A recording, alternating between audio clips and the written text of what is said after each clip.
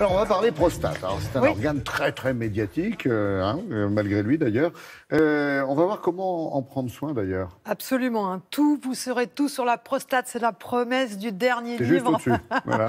du professeur Desgrands-Champs, chef de service d'urologie de l'hôpital Saint-Louis, qui consacre son dernier ouvrage, effectivement, à cette glande très surprenante et passionnante. Il faut rappeler que la prostate, c'est une glande noble, puisqu'elle assure la pérennité de l'espèce, sa première fonction étant la reproduction. Et puis, il faut rappeler aussi qu'elle est très sensible à notre environnement, à notre hygiène de vie. En fait, les deux pathologies principales de la prostate dépendent de notre hygiène de vie, de notre environnement. Voilà, il faut en prendre soin. Les deux pathologies principales, c'est l'adénome, une hypertrophie bénigne, et puis le cancer de la prostate, qui est le cancer masculin le plus fréquent, avec 71 000 cas, nouveaux cas, chaque année. Alors, voilà, chaque année. Alors, comment prendre soin de sa prostate? Eh bien, retenez ce qui suit. La prostate, c'est un organe, et c'est même un organe absolument passionnant, fondamental, puisque sans lui, il n'y aurait pas d'espèce humaine. La prostate, c'est une petite glande dont la fonction est la reproduction. C'est dans la prostate que le sperme est formé, et c'est donc grâce à la prostate que tout le monde est né.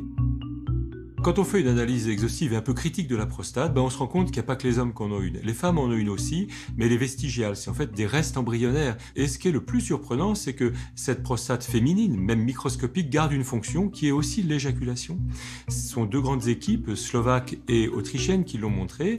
Lorsque l'on récupère un peu de ce liquide au moment de l'orgasme par le canal de l'urètre, on se rend compte que ce liquide, c'est du liquide prostatique. On dit que c'est 20 voire 70% des femmes éjaculent au moment de l'orgasme quelques centimètres cubes de liquide prostatique. La prostate grossit avec l'âge, mais pas seulement. La prostate grossit également avec le tour de taille. Plus on est rond du ventre, plus la prostate est grosse. Mais la prostate peut être très grosse sans qu'elle gêne. La plus grosse prostate du monde actuellement, connue, elle pèse 4 kilos et elle vit chez un Espagnol près de Barcelone qui s'en porte très bien, il vit avec, il en est pas malade. C'est pas parce que la prostate est grosse qu'il faut l'enlever. On enlève les prostates, on soigne les prostates que si elles sont grosses et qu'elles gênent. La première mesure à prendre quand on a des problèmes urinaires liés à sa prostate, c'est de se mettre à marcher.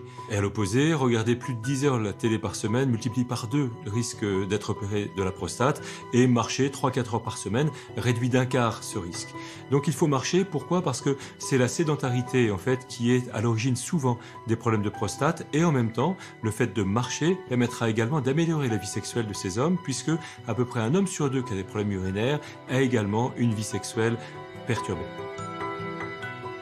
Et sinon, pour garder sa prostate en bonne santé, à côté de bien marcher, il faut aussi bien manger.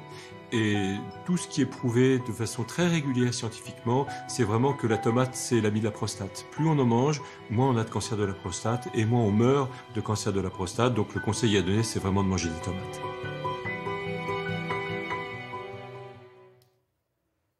Et oui, et quand on n'est pas un spécialiste, on apprend vraiment deux choses avec le professeur. C'est que, d'une part, les femmes ont une prostate, et l'autre chose, c'est que la tomate est un vrai médicament. C'est le médicament de la prostate. Pour la prévention ou pour la soigner Pour la prévention, pour les deux, en fait. Même pendant les traitements, le professeur Desgrands-Champs donne des compléments alimentaires à base de lycopène. Alors, comment? Eh bien, parce que dans la prostate, il y a un fameux antioxydant, le lycopène, qui vraiment protège, qui se concentre dans la prostate et qui protège la prostate. Et si ce n'est pas la saison des tomates, eh bien vous pouvez consommer des produits à base de tomates qui sont beaucoup plus riches en lycopène que la tomate elle-même. C'est-à-dire le ketchup a plus de lycopène, la purée de tomate a plus de lycopène, le coulis de tomate a plus de lycopène que la tomate elle-même. Voilà, c'est un concentré. Et puis aujourd'hui, c'est le lancement de la campagne de sensibilisation pour Curie.